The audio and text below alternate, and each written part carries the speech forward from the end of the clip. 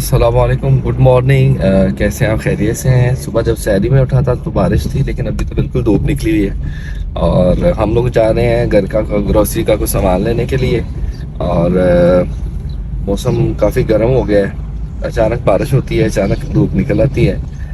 तो चलते हैं, आज के दिन का आगाज़ हो गया है अल्हम्दुलिल्लाह।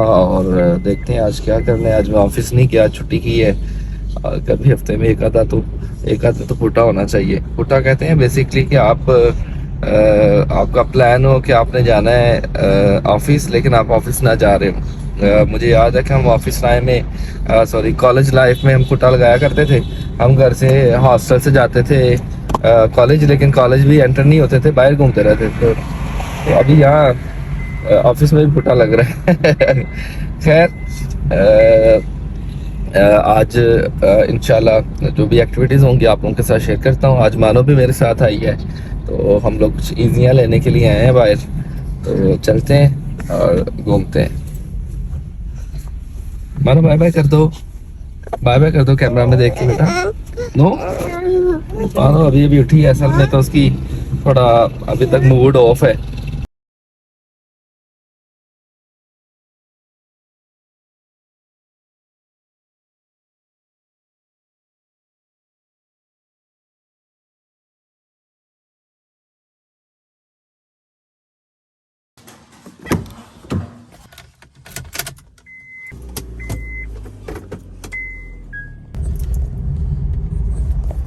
आज अल्हम्दुलिल्लाह अफ्तारी है हमारी ऑफिस, और मैं ऑफिस के लिए जा रहा हूँ। हमारे ऑफिस के बिल्कुल साथ गारमेंट्स की एक शॉप है, जो कि हमारे एक दोस्त हैं जिनका शहरी गारमेंट्स के नाम से, तो वो उसको चलाते हैं। तो वो उन्होंने अफ्तारी रखी हुई है हमारे मेन लीडर्स की, जितने भी प्लैटिनियम और मैनेजर्स हैं। तो उन्होंने रिक्वेस्ट की, अभी उनकी मुझे कॉल भी आई थी कि आप पहुंच जाएं, तो जाके अफ्तारी करते हैं ऑफिस में। अफ्तारी का मसला नहीं होता, घर में भी आप अफ्तारी कर लेते हैं, लेकिन वो जो गैदरिंग होती है, वो जो आप लोगों में जाके बैठते हैं, वो जो शुगर मेला होता है, वो घर नहीं लग सकता। तो चलते हैं और जाके अफ्तारी इंजॉय करते हैं।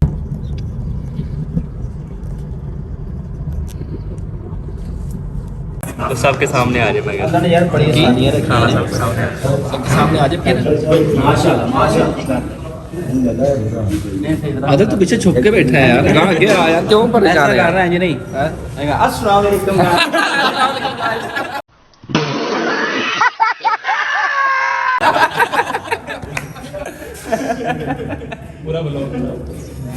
यार तू मेरे हिस्से दा कह दे, विकास किथे? विकास विकास तू कह दे यार अस्सलाम वालेकुम। अस्सलाम वालेकुम। चम्मच मैंने दे दे यार। कितने साल हो गया काम? भाई चम्मच मैंने दे दे, हाथ ठीक नहीं है जी। हैंड वॉश करने पड़े ना। माशाल्लाह तेल तो खैर ही है। नाराए हैदरी, नाराए तकबीर। आपकी जोरदार तालियों में सर मोहम्मद रमजान साहब क्लैपिंग।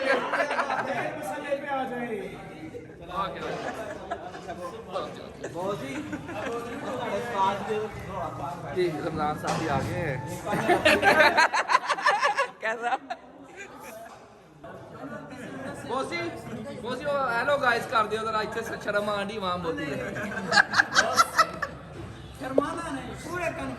बस आप कहते जरा हेलो गाइस।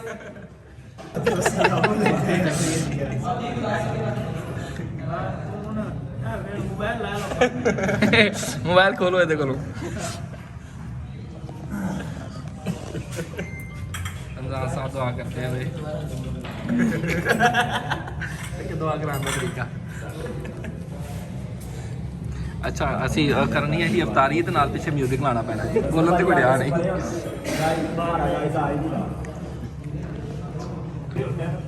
ਆਓ ਨਾ ਯਾਰ, ਸਾਡੇ ਨਾਲ ਫੈਮਿਲੀ ਦਾ ਹਿੱਸਾ ਬਣੋ ਨਾ ਯਾਰ, ਜਨੀ ਨਾਲ ਆਓ ਯਾਰ, ਆ ਜਾਓ ਆ ਜਾਓ। ਸਾਨੂੰ ਬੜੀ ਖੁਸ਼ੀ ਹੈ ਜਨਾਬ।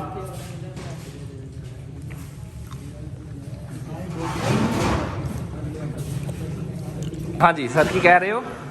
ਮੈਂ ਮੁੰਡਾ ਸੀ, ਉਹ ਸੇਲ ਪਲਾਨ ਦੇ ਟਾਈਮ ਦੇ ਕੇ हाँ जी। ਵਨ ਸੀ ਕੋਈ 13-14 ਨਾ, हाँ ਔਰ ਉਹ ਵਨ ਸਾਰੇ ਨਸ ਗਏ।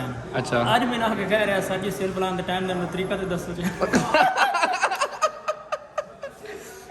तो आपको समझ नहीं आई होगी सर क्या कह रहे हैं, तो मैं आपको समझाऊंगा वेले होके। कितना ताकत भाई? और उसकी रीजन ये है कि बंदे ने मार दिया चवल। तो अल्हम्दुलिल्लाह अफ्तारी हो गई थी और अफ्तारी के बाद अल्हम्दुलिल्लाह हमने नमाज भी ऑफिस में पढ़ ली है और नमाज के बाद अभी घर के लिए निकल आए हैं। और स्पेशल थैंक्स टू जनाब शहरी भाई, शहरी गारमेंट्स वाले, जिन्होंने हमारी ऑफिस में अफ्तारी करवाई और अल्हम्दुलिल्लाह बड़ा अच्छा लगा। दोस्तों में बैठ के काफ़ी गपशप भी हुई और अफ्तारी बहुत ज़बरदस्त रही। अभी से इंशाल्लाह हमारी रमज़ान मुबारक के जो बाकी रोज़े हैं उनमें ज़्यादातर रोज़े हमारी टीम में, हमारे सेल टीम के साथ हमारी अफ्तारियाँ होंगी।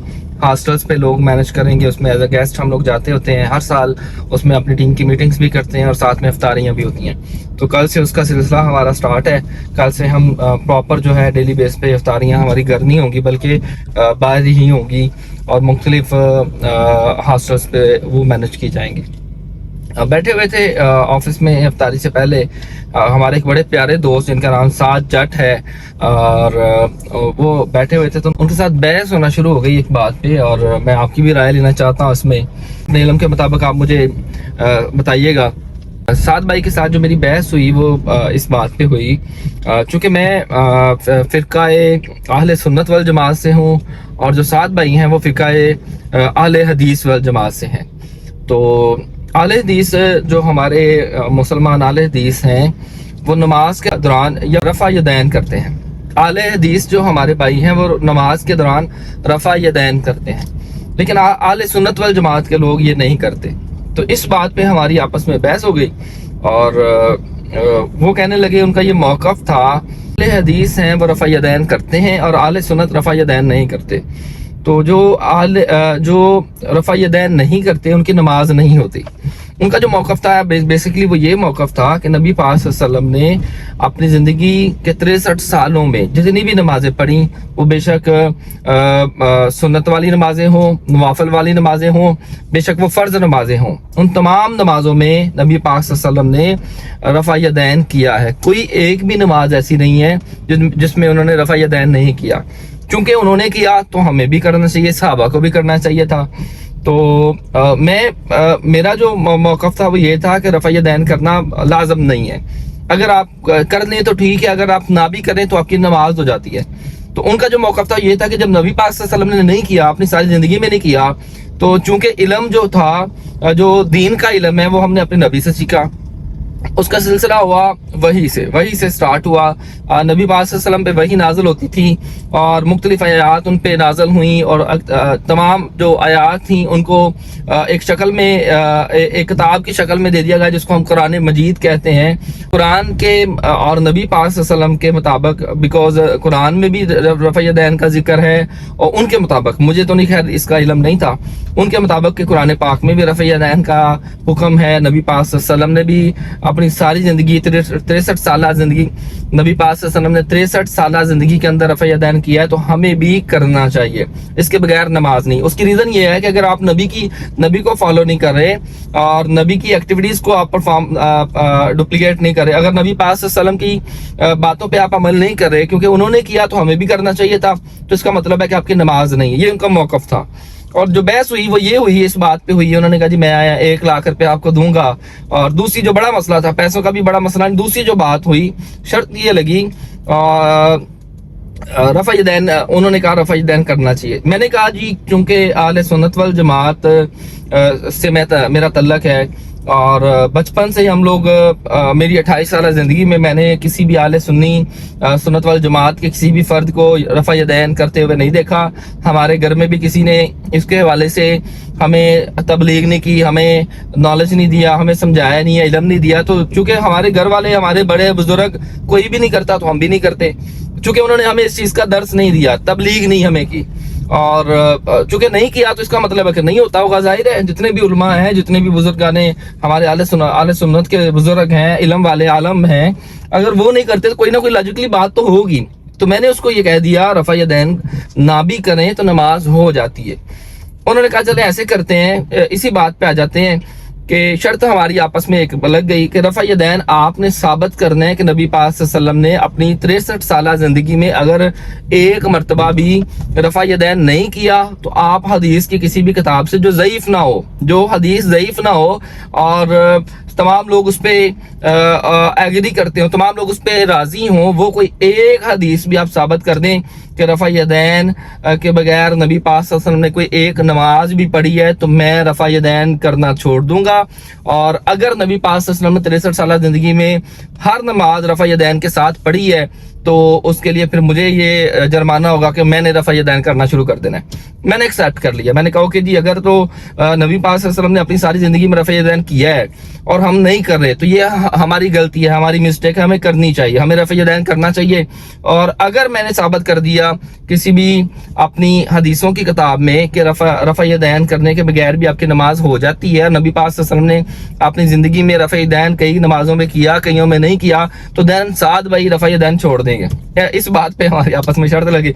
अब आप मुझे बताइए, बिकॉज मैंने तो अभी सर्च करनी है, मैं तो जाके अभी सर्च करूंगा मुख्तलिफ उलमा से और हदीसों की किताबों से सर्च करूंगा कि क्या आया कि रफ़ा यदैन करना चाहिए कि नहीं करना चाहिए, और अगर करना चाहिए तो फिर इंशाल्लाह मैं भी किया करूंगा, और अगर नहीं करना चाहिए तो उसका लॉजिकली जवाब क्या होगा, किस हदीस की किताब में वो हदीस है या कुरान में जिक्र है या सहाबा से कहीं रावी है, तो वो मैं उनको लॉजिकली जवाब देना है। टाइम मेरे पास 10 से 15 दिन है, इसके अंदर अंदर मुझे क्लियर करना है, लेकिन मैं इतना टाइम नहीं लूंगा, इंशाल्लाह 1-2 दिन में क्लियर कर लूंगा। तो आप लोगों ने मुझे बताना है अगर आप लोगों के पास इसकी कोई प्रॉपर किसी हदीस की किताब से कोई प्रॉपर हदीस है जो ज़ईफ ना हो और लोग उस पर प्रॉपर, ज़ाहिर है आले सुन्नत सिर्फ नहीं बल्कि एक और जमात जिसको देवबंद कहते हैं वो भी है, एक और जमात जो कि फ़िरका जाफरी है वो भी नहीं करते, फ़िरका और भी बहुत से फ़िक्के हैं जो कि रफ़ा यदैन नहीं करते। तो उनके पास कोई लॉजिकली जवाब तो होगा, कोई हदीस तो होगी जो नहीं करते।